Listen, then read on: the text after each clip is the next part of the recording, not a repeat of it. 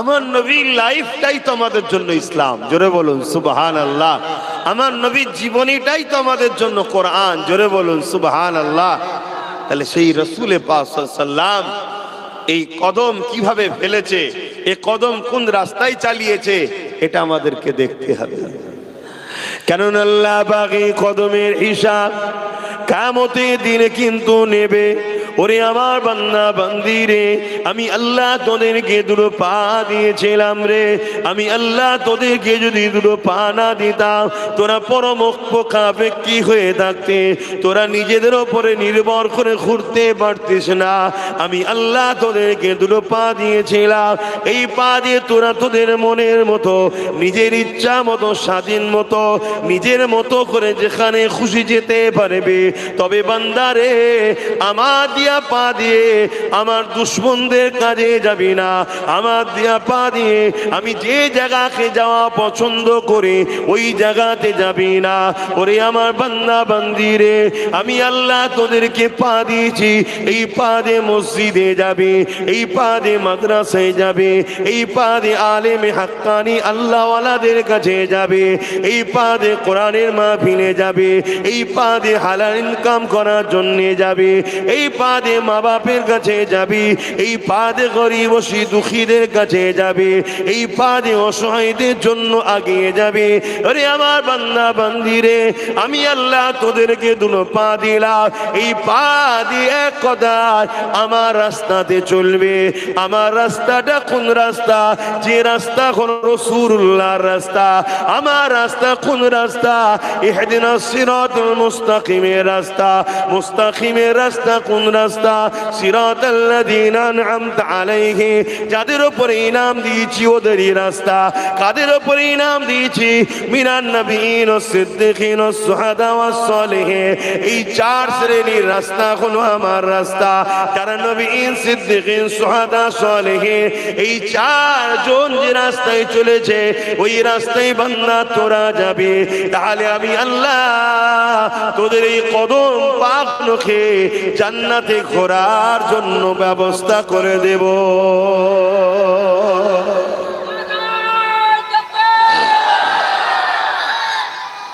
আল্লাহু আকবার, জিন্দাবাদ। আর নচেত যদি বুরাই রাস্তায় যাস, শয়তানের রাস্তায় যাস, ধোকার রাস্তায় যাস, গানে যাস, যাত্রায় যাস, ফাংশনে যাস, সিনেমায় যাস, ফাসেকদের কাছে যাস, বেফজুল বেশরিয়াতি কথা, সমাজ বিরোধী কথা, ইসলাম বিরোধী কথা, শরাবি, জালিম, ইসলাম বিরোধী যারা, তাদের কাছে যদি আমার দিয়া পা দিয়া গিয়ে বসিস, মনে রেখিস আমি আল্লাহ এই পায়ের কিন্তু হিসাব কিয়ামতের দিন লব। ওয়াল তানজুরুনা সুম্মা কদ্দামাত, এটাই নফসকে আল্লাহ ভাবতে বলেছে।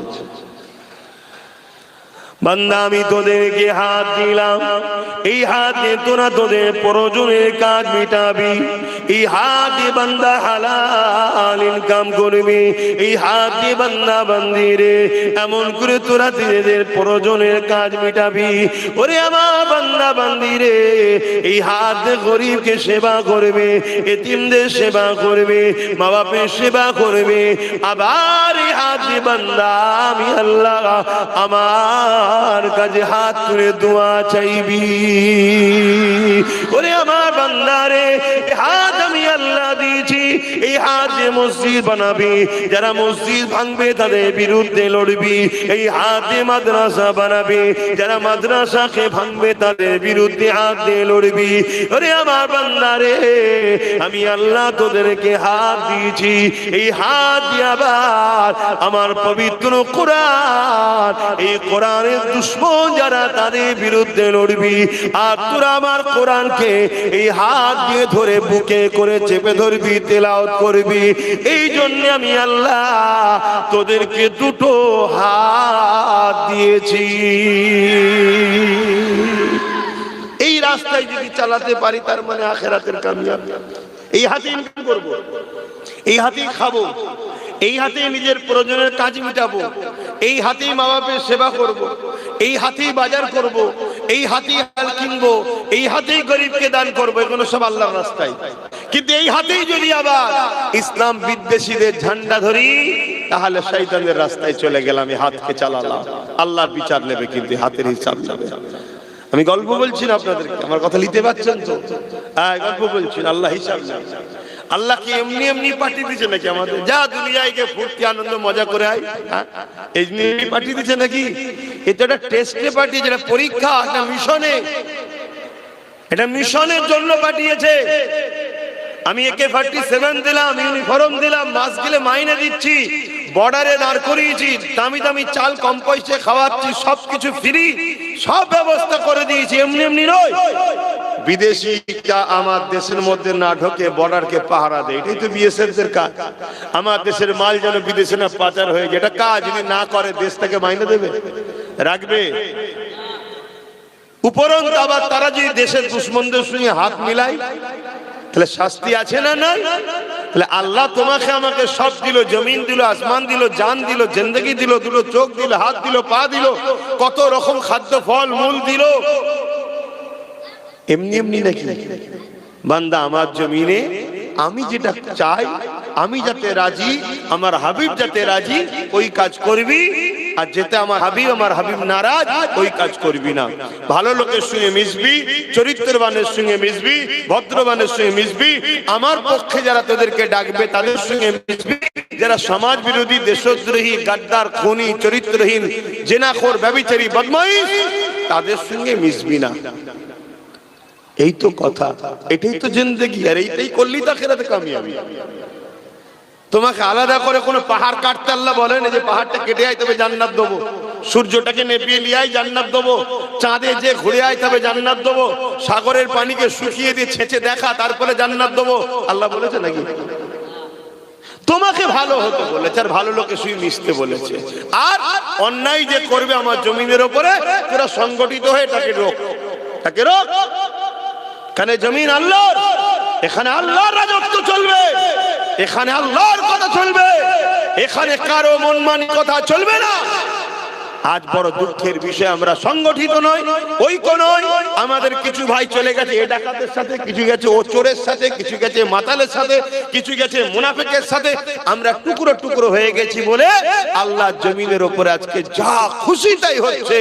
যদি আমরা সবাই এক প্ল্যাটফর্মে দাঁড়াতে পারি, ইনশাআল্লাহ এই জমিনের উপরে অন্যায়, অত্যাচার, জুলুম, খুন, দাঙ্গা, ফাসাদ, নারীদের উপরে জুলুম, রেপ, সব ইনশাআল্লাহ বন্ধ হয়ে যাবে। জোরে বলুন সুবহানাল্লাহ।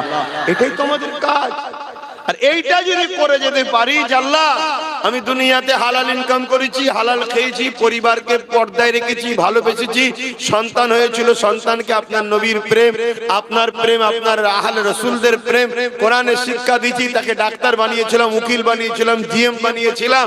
আল্লাহ এমন করে কোনো গরিবের মাল ঝেড়ে খাইনি, গরিবকে সাহায্য করেছি, বড়দের সম্মান, ছোটদের স্নেহ করেছি, নামাজ পড়েছি, মসজিদের পক্ষে ছিলাম, মাদ্রাসার পক্ষে ছিলাম, গরিবের পক্ষে ছিলাম। আল্লাহ জালিমদের সঙ্গে ছিলাম না, অত্যাচারীদের সঙ্গে ছিলাম না, খুন খারাপি, দাঙ্গা ফাসাদ করিনি, তাদের সঙ্গে ছিলাম না।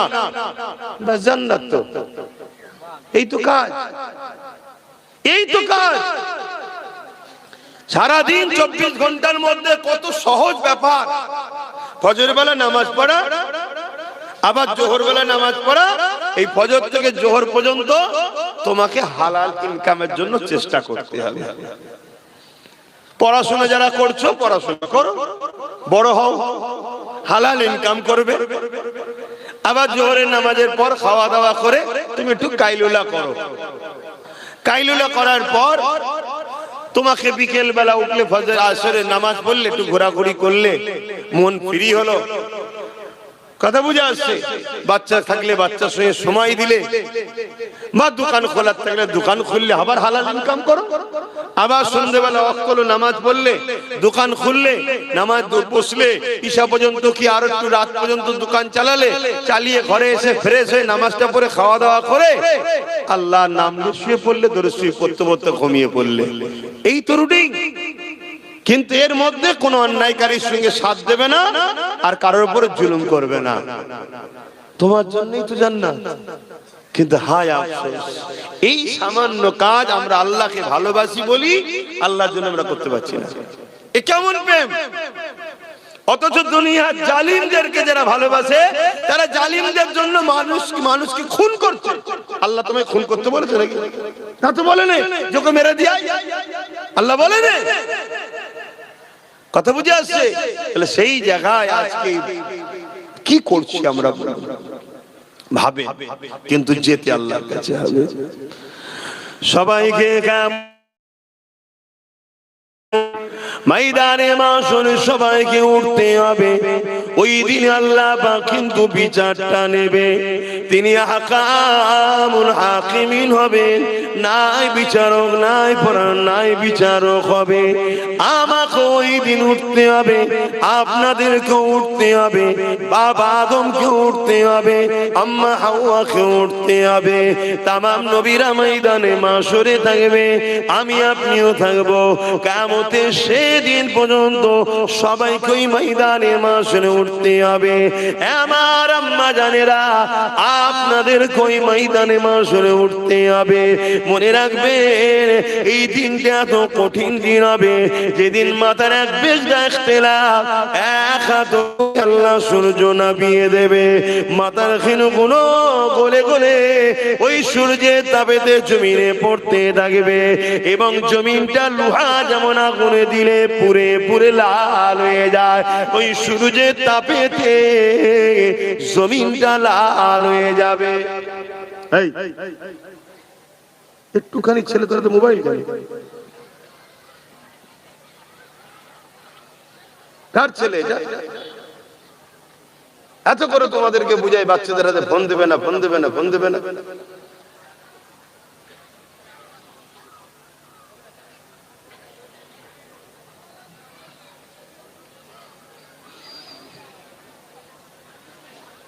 মানুষ খারাপ হয়ে গেছে ভাই, আপনাদের সঙ্গে মিশা আমার দ্বারা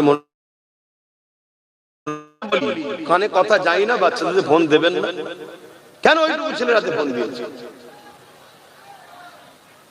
আর ওইদিকে আমার মা বোনরা দেখেন না, কথা বলেই যাচ্ছে, বলেই যাচ্ছে।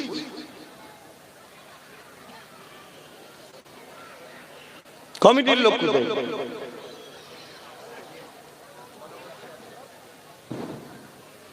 আর 10 হাত দূরে করতে পারতো তো প্যান্ডেলটা, তাহলে তুমি উঠে যেতে।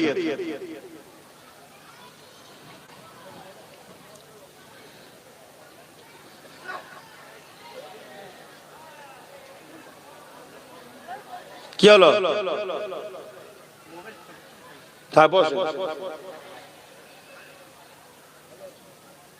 বসে পড়েন।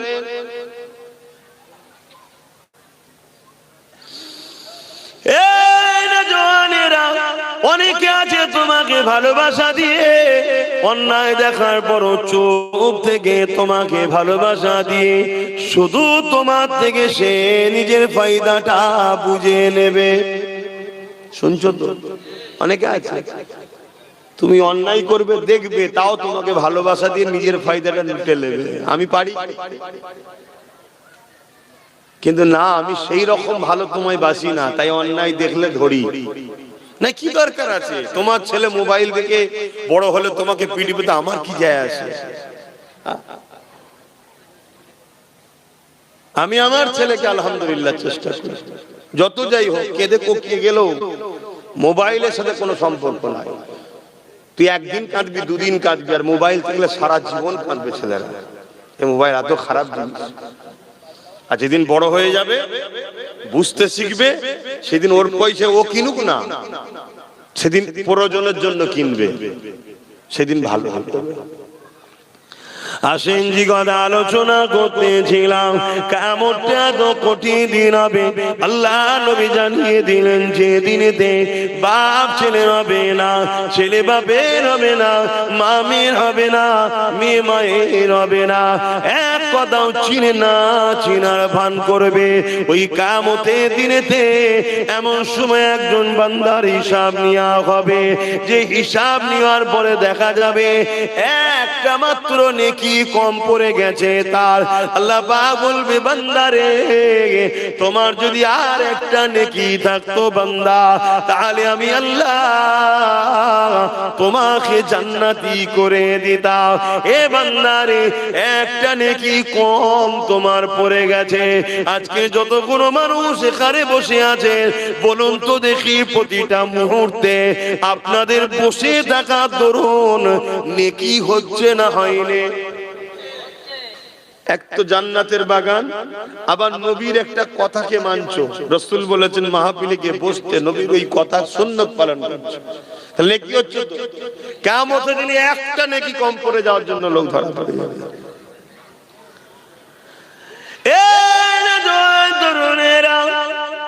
ওই বান্দা তখন বলতে লাগবে, ও রাব্বি আল্লাহ পাক, আপনি যদি ইজাজত দেন আমি কিছু কথা আপনাকে বলবো। আল্লাহ পাক বলবে, বান্দারে বলো, আজকে তোমাকে আমি ইজাজত দিলাম, বলো। ওই সময় সেদিন বান্দা বলতে লাগবে, ও রাব্বি আল্লাহ পাক, আপনি যদি একটু আমাকে সুযোগ দেন আমি ময়দানে মাশর ঘুরে ঘুরে দেখব মাত্র একটা নেকির ব্যাপার, একটা নেকি কোনো না কোনো জায়গায় মিলে যাবে। এ যুবক রে, বুঝাতে চাইছি ময়দানে মাশরটা কেমন।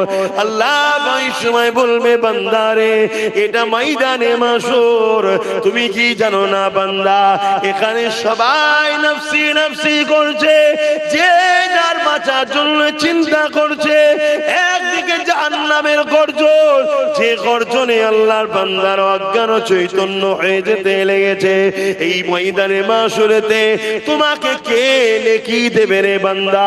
ওই সময় বান্দা বলতে লাগবে, আল্লাহ এই ময়দানে মাশরে আমার জনম দুঃখিনী মা রয়েছে। মায়ের থেকে আপন কে হয়? যে মা আমাকে কত বড় করেছে, আদর করে লালন পালন করেছে, আমার জন্য আব্বার কাছে কত বকা খেয়েছে, আমার জন্য কত রাগ মুখ খেয়েছে। ওই মা যিনি আমার জন্য কত যন্ত্রণা ব্যথা সহ্য করেছে, সেই মা ওই ময়দানে মাশরে রয়েছে। আল্লাহ পাক আপনি যদি বলেন একবার মায়ের কাছে গিয়ে দেখবো, বাপও রয়েছে বাপের কাছে যাব, স্ত্রী রয়েছে স্ত্রীর কাছে যাব, বন্ধু রয়েছে ভাই রয়েছে বোন রয়েছে, কেউ না কেউ তো একটা নেকি দিয়ে দেবে। আল্লাহ পাক তাহলে আমি নাজাত তো পেয়ে যাব। ওই সময় আল্লাহ পাক বলবে, হে আমার বান্দারে, এই ময়দানে মাশরে কেউ কারো হবে না। বান্দা তুমি যখন জানতে চাও, দেখতে চাও, বান্দা আমি তোমাকে নিরাশ করব না। যাও দেখো কেউ তোমাকে একটা নেকি দান করে কি দেখো। আল্লাহ যে এইটুকু সুযোগ দিচ্ছে সেদিন এটাও আলহামদুলিল্লাহ, বলুন আলহামদুলিল্লাহ। কেন? তিনার হাতে সব পাওয়া। তিনি দুনিয়া তো আমাদের এই জন্য দিয়েছিল, আবার কেন দেবে? কিন্তু না, আল্লাহ তথাপিও সেদিন দিয়েছে। ওই সময় আমার আল্লাহ পাক বলবেন, যাও যে দেখো। বান্দা যাবে, যে ঘুরবে মায়ের কাছে যাবে, মা কি সমস্যা হলো, একটু সরে যান না, এই মুরব্বিটাকে উপরে তুলে দাও না, দরকার হয় সরে যান, দেখতে দাও।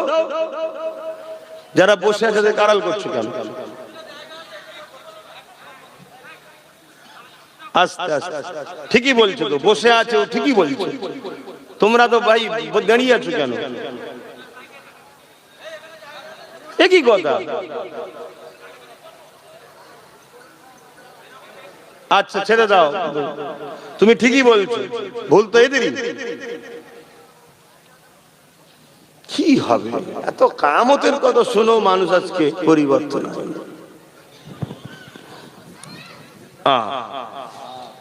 কিয়ামতের দিন আল্লাহ ঘোষণা দেবে, ন্যায়বাদী, সত্যবাদী, মানবতাবাদী আর জালিম অত্যাচারী দুজনের কাতার আলাদা হয়ে যাও, ন্যায়বাদীদের থেকে বেরিয়ে যাও, আলাদা হয়ে যাও। তুমি কি ভাবছো আমি আলাদা হব না, রয়ে যাব নাকি? এটা কি আব্বাস সিদ্দিকীর হুকুম নাকি যে বসে যাও, বসছো না? আসল কথা সব জিনিস বুঝিয়ে বলা যায় না, কিছুটা অনুভব করতে হয়। যখন একটা বিমার হয়, একটা পেটের যন্ত্রণা যখন হয়, আমাদের কি দশা হয়? সামান্য একটা পেটের যন্ত্রণায় জন ছেলে যখন হয় কাতরায় যাবে, কখনো কখনো হসপিটাল ঘুরতে যাবে, দেখবে বিমারদের কি হচ্ছে। কখনো কখনো কবরস্থানে ধারে যাবে যে দেখবে তোমাদের মতো এরকম সব রক্ত গরমওয়ালা জন ছিল একদিন, তাদের হাঁ হয়ে পড়ে আছে, ভেতরে কি দেখা যাচ্ছে না, হাড় হাড্ডি পড়ে আছে। শুনছো আমার ভাইগুলো, বেশি গরম ভালো নয়, একটু পরিবর্তন হয়। জানি হালকা বয়সে একটু হয় রে বাবা, কিন্তু এত গাফলতি কেন?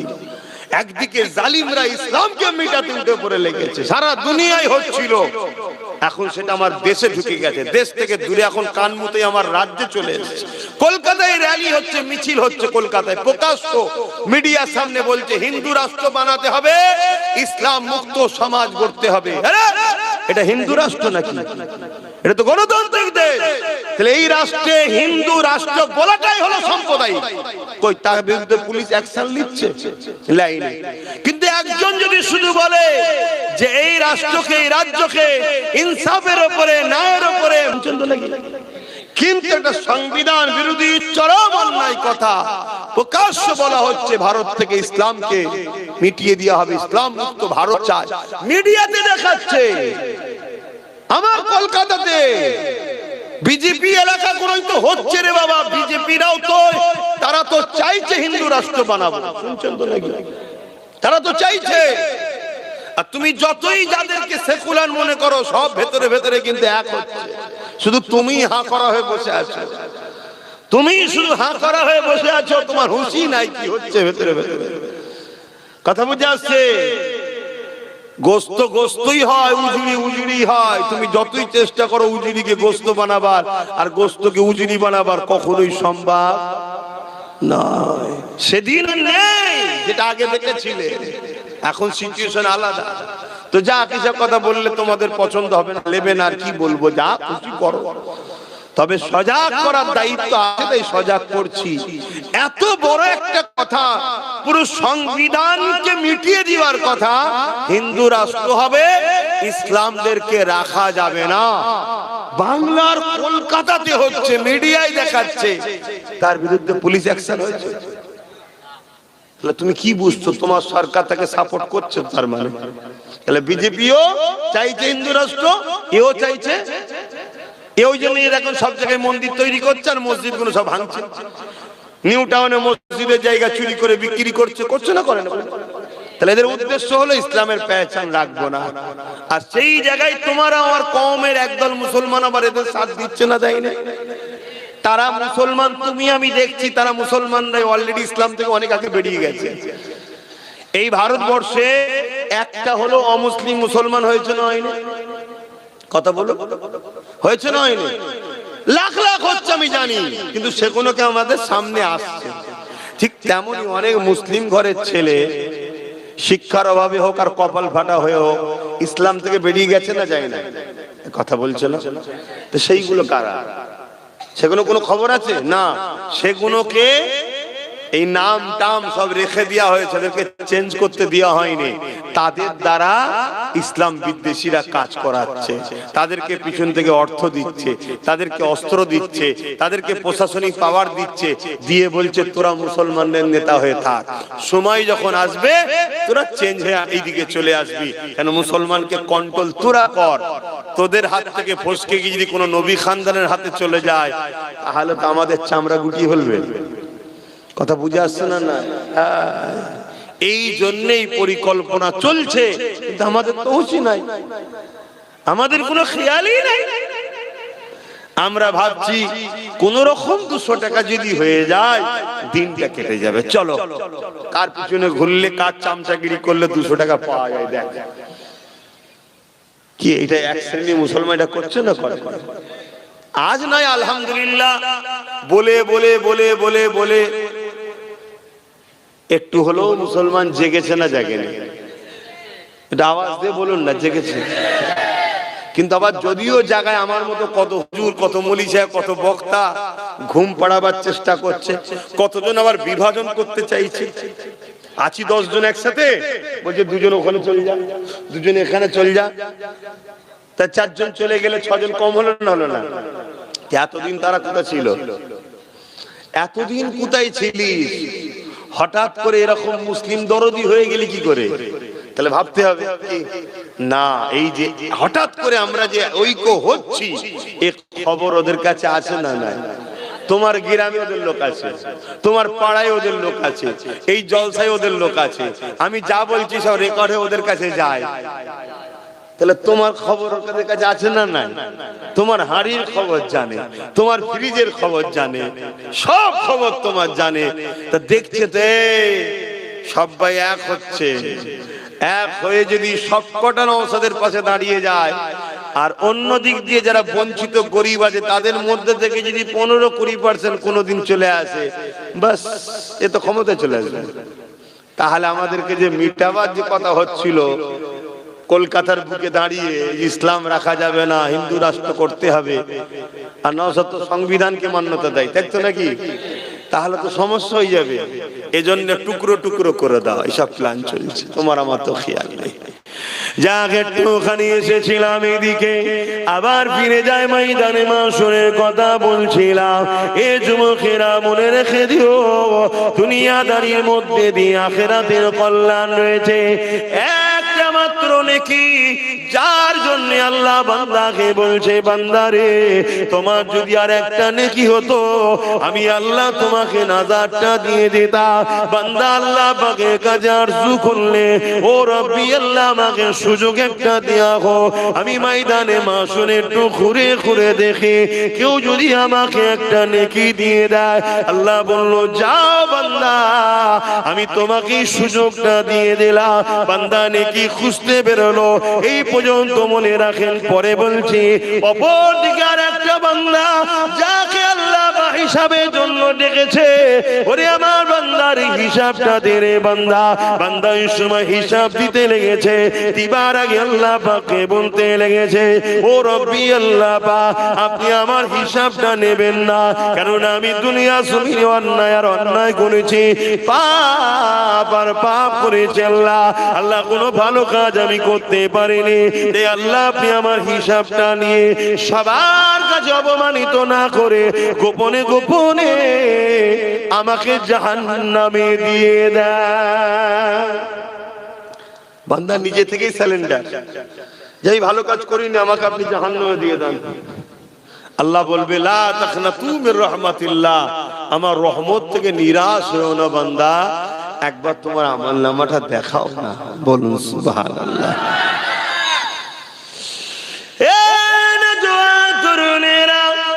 আল্লাহ পাক কুদরতি ভাবে বান্দার আমলনামা দেখবে, ওই আমলনামার মধ্যে দেখা যাবে শুধু অন্যায় অন্যায়, ভুল ভ্রান্তি, পাপে ভরা।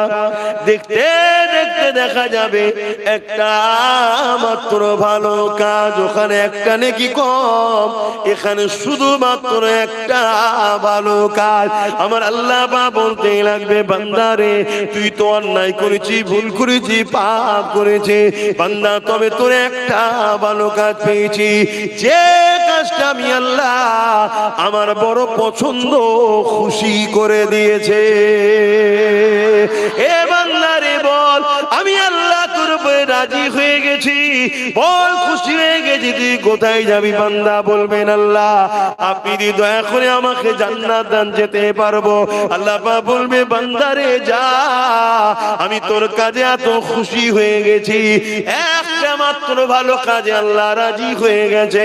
আল্লাহ বলবে, বান্দারে যা, আমি আল্লাহ তোকে আমার দয়ার বিনিময়ে জান্নাতি বানিয়ে দিলাম। এ যুবকেরা, তরুণেরা, ওখানে একটা নেকি কম, সে খুঁজতে বেরিয়েছে, এখানে শুধুমাত্র একটা ভালো কাজ, কিন্তু আল্লাহ তো রাজি হয়ে গেছে। আল্লাহ পাক বলবে, যা জান্নাতে চলে যা। কি এমন ভালো কাজ ছিল? আল্লাহ নবী সাহাবাদেরকে জানিয়েছে, হ্যাঁ মা সাহাবারা শুনে রেখে দাও, কিয়ামতের দিন ওই যুবক ছেলেটা আল্লাহ পাক ওই একটা ভালো কাজের জন্য জান্নাত দেবে। ওই ভালো কাজ হলো এটা, প্রচন্ড গরমের সময়তে এক পশুকে গলায় দড়িতে বাঁধা ছিল, ওই পশুটা রোদের গরমেতে জিভ দিয়ে বেরিয়ে হয়ে গিয়েছিল, পানির পিপাসা লেগেছিল। এই বান্দা থেকে বড় কষ্ট হয়েছে, তার মধ্যে দয়া হয়েছে, হে আল্লাহর সৃষ্টিকে ছায়াতে বেঁধে দিয়ে পানি পান করিয়েছিল, দয়া দেখিয়েছিল। আল্লাহ পাক বলতে লাগবে, বান্দারে আমার দিয়া দয়ালিয়ে তুই আমার সৃষ্টির উপরে দয়া দেখালি, যা আমি আল্লাহ এই কঠিন দিনে কেন তোর উপরে দয়া দেখাবো না, যা আমি আল্লাহ আজ তোর উপরে দয়া দেখিয়ে জান্নাতি করে দিলাম। আরো জোরে বলুন সুবহান।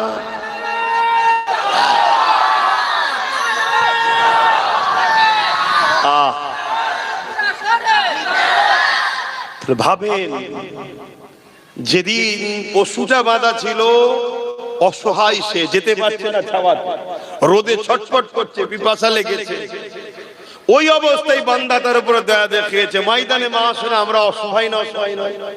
তাহলে আল্লাহ বলছে তুই যদি আমার সৃষ্টির অসহায় সময় তার সাথ দিস, তাহলে যেদিন তুই অসহায় হবি ময়দানে মাশরে, আমি আল্লাহ রহমান রহিম কেন তোর সাথ দেবো না, যা তোকে দয়া করে জান্নাত দিলাম। জোরে বলুন সুবহানাল্লাহ।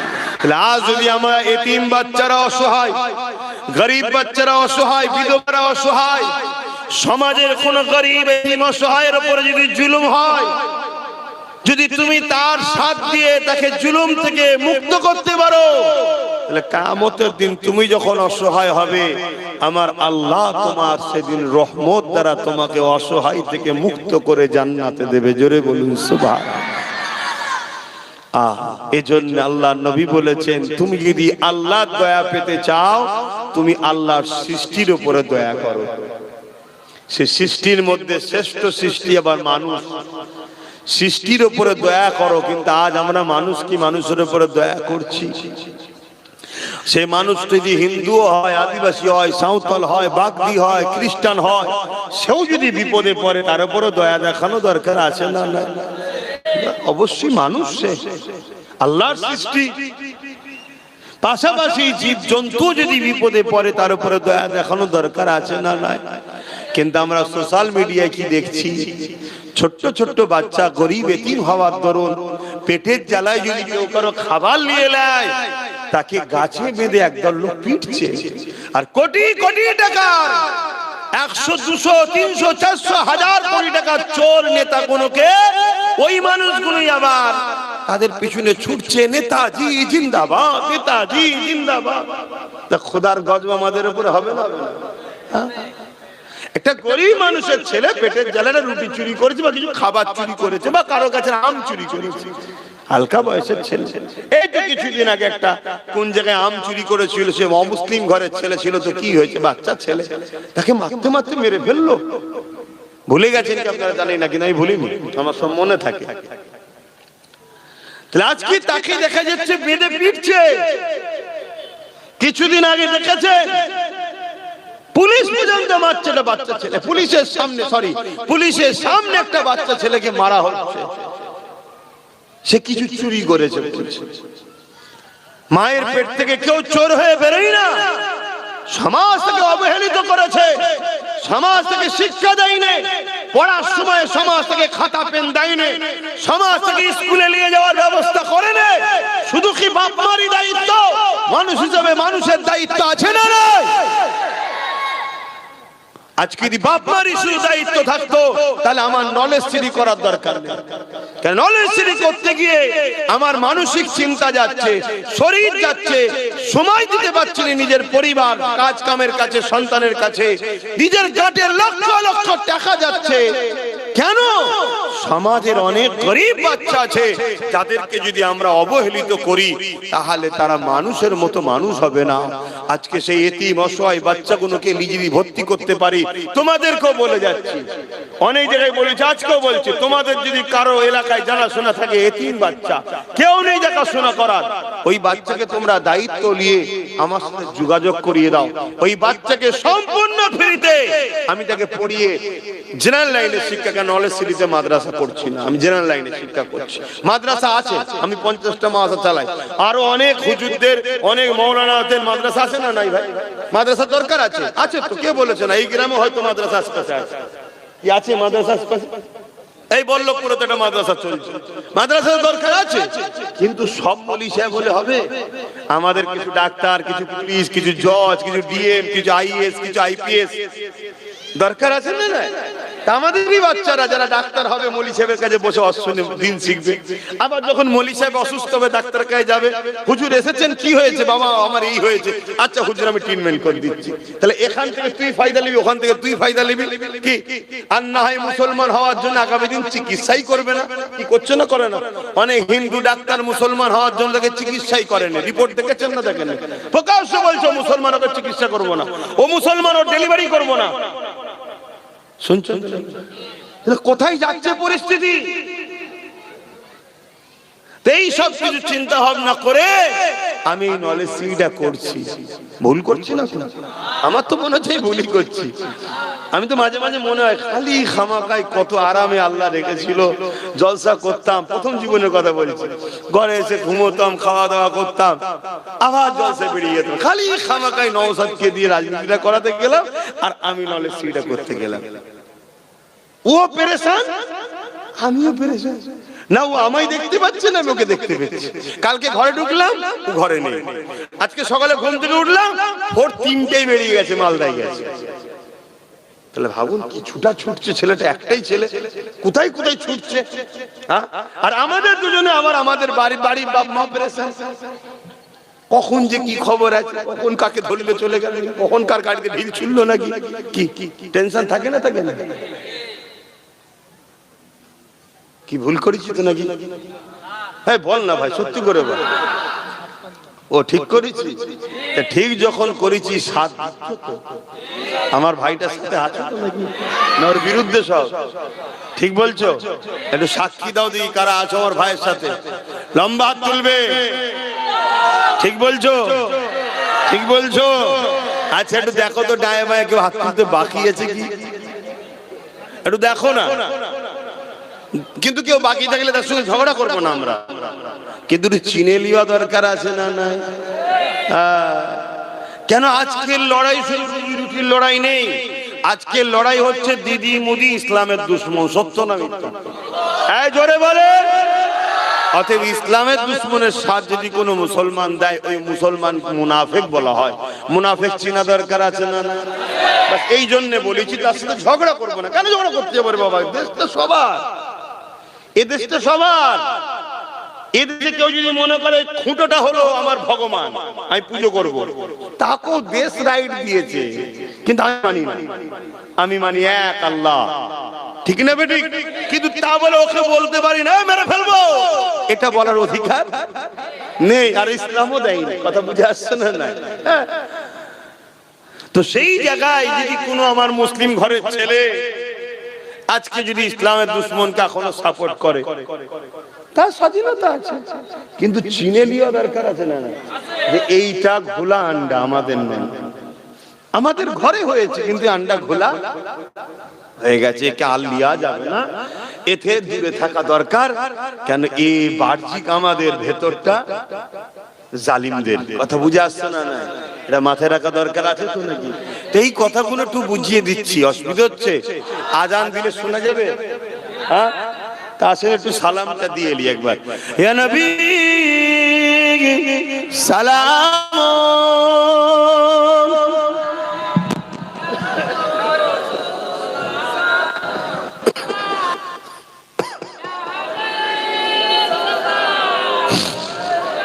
এরম চোখের ঘুরে আলো দেয়। আচ্ছা আমার ভাইয়ের সঙ্গে তো সবাই আছে শুনলাম, আমার সঙ্গে আছেন তো নাকি? আমার সঙ্গে কারা কারা আছে একটু হাত তুলে দেখায়। মারহাবা, আলহামদুলিল্লাহ। এটা সত্য? হ্যাঁ, ভাববেন আমরা দু ভাই আলাদা নয়, আলাদা নয়, আমরা দু ভাই এক। ও আমার জান, আমি ওর জান। কথা বুঝে আসছে? কিন্তু দুজন দুটো কাজ করি। ও দেশ ও দেশবাসীর সেবা করতে নেমেছে, আমিও মানুষেরই সেবার জন্য নলেজ সিটি করছি এবং ধর্ম প্রচার করি। কথা বুঝে আসছে? তো সেই জায়গায় ভালো তো বাসেন বললেন, আমার নলেজ সিটির দাতা হয়েছেন আপনারা। বাৎসরিক নলেজ সিটি কি ফু দিলে হয়ে যাবে তো নাকি? নলেজ সিটির মাঠে যদি যে বলি হয়ে যা হয়ে যা হয়ে যা হয়ে যা হয়ে যাবে তো? আজকে যাওয়ার সময় আমার যে অফিস ইনচার্জ আলা বলছে এই বালিটা পড়েছে, আমি কত দাম বলছে 65,000 টাকা এক বাড়ি। কিছুদিন আগে কিনছিলাম 75,000 টাকা। আমি যে আর কি করছি, এইটুকু বালির দাম 65,000 টাকা। তাহলে বলুন দাম কোথায় গেছে? আপনারাও তো কেনাকাটি করেন নাকি, দাম কোথায় গেছে বলুন। এবার ছেলে বাড়ছে তো, এ তো দ্বিতীয় বছর, এরপরে 3 বছরের মাথায় দেখবেন আরো বাড়বে, বাড়ছে তো, হু করে খবর চারিদিকে ছড়াচ্ছে তো, বাড়ছে। তো ছেলে যখন বাড়বে আমাকে তো রুম বাড়াতে হবে না, ছেলেদের রাখবো কোথায়, ছেলেদেরকে ক্লাস করাবো কোথায়? এক এক বছরে ক্লাস বাড়ছে, 4 থেকে 8 ক্লাস পর্যন্ত চলছে, এরপরে বছর যে হবে আবার 9 ক্লাস, এক ক্লাস বেড়ে গেল, একটা রুম। আবার তারপরে বছর মাধ্যমিক, তারপরে বছর 11, তারপরে বছর হায়ার সেকেন্ডারি, পার বছর যাবে এক ক্লাস করে বাড়ছে। দোয়া করেন আল্লাহ তৌফিক দেয়, বুন আল্লাহুম্মা আমিন। কিন্তু আমি বলতে চাইছি ফু দিলে হয়ে যাবে? ভালোবাসেন বলে ভাইজান জিন্দাবাদ বললেই হয়ে যাবে? সবাইকে সাথ দেওয়া দরকার আছে না? আমি সবার কাছে একটা করে বই করতে বলেছি, নিশ্চয়ই শুনেছেন, করেছেন আপনারা? বলুন করেছেন? প্রত্যেক জুম্মায় দরবারে থাকি, জুম্মায় যখন যাবেন গিয়ে ওই বইটা করবেন। মা বোনেদের জন্য বছরে 500 টাকার একটা বই করবেন, বাপ ভাইদের জন্য বছরে 1000 টাকা। দ্বিতীয় অসুবিধা আছে? ওই বইটা নেবেন, 1000 টাকা আমি সই করে দেবো। আবার 26 সালে 1000 টাকা দেবেন, আবার সই করে দেবো। আবার 27 সালে 1000 দেবেন, আমি সই করে দেবো। আবার 28 সালে 1000 দেবেন, আমি সই করে দেবো। বছরে 1000 দিলে আপনি গরিব হয়ে যাবেন। কিন্তু আমার ভালোবাসার মানুষ সবাই যদি দেন, এবং আমার কাছে হিসাবও থাকছে, কাল তো বলতে পারে এত টাকা কোথায় পেলেন, তা আমি দেখাবো, দেখুন এত মানুষ দিয়েছে, আমার এত ভালোবাসার লোক বছরে 1000 করে দেয়। আমার মা বোনরা যদি 500 কোটি টাকা বছরে দেয়, মা বোনরা গরিব হয়ে যাবে? কিন্তু এরপরও বলবো দেবো না আর ভালোবাসবো। আপনার কি মনে হয়, ভালোবাসবে? এটা ভালোবাসা? কি মনে হয়? এটা জানতেন না হয়তো, অনেকে জানিয়ে দিলাম। বাপ ভাইদের জন্য ছেলে হিসাবে বাপের কাছে, ভাই হিসেবে ভাইয়ের কাছে বছরে 1000 টাকা আমার লাগবে। দেবেন হ্যাঁ কি না? কারা কারা দেবেন আর একবার হাত তুলে দেখান। আজকের কথা বলছি না, কিন্তু দিতে হবে, এখন বলছি না। হাত তুলে বলেন, লম্বা করে হাত তোলেন যারা দেবেন। দেবেন তো? আপনার যে কোনো শুক্রবারে গিয়ে 1000 টাকা নিয়ে বইটা করে নেবেন। এটা 2025-এ দেওয়া হবে। আর যদি বলেন যে 25 করবো না, 26 থেকে, তাই করবেন। জানুয়ারি মাসে যে কোনো শুক্রবার যাবেন, যে করে নেবেন। এইটাই হলো আপনার পুরুষ যে ভালোবাসেন। কথা বুঝে আসছে না? নাই? আর আমার মা বোনের হাত, ছেলের হাতে, স্বামীর হাতে দেবেন, দিয়ে করবেন কি গো, কষ্ট দিলাম নাকি বলে? সামনে একটা ইংলিশ মিডিয়াম স্কুল 2027 আমি চালু করতে চাইছি, কাজ আটকে পড়ে আছে ফাইন্যান্স কমের জন্য। কথা বুঝে আসছে না? নাই? তো সেই জায়গায় ওই স্কুলটা হোস্টেল সহ 15 কোটি টাকা খরচ। কোথা পাবো একা বলে? বলেন কোথা পাবো? কিন্তু আপনারা সবাই যদি বছরে 1000 করে দেন, কারো 1000 গায়ে লাগবে, দাঁড়িয়ে থাকেন, আজান দিক, তারপর সালাম দেন।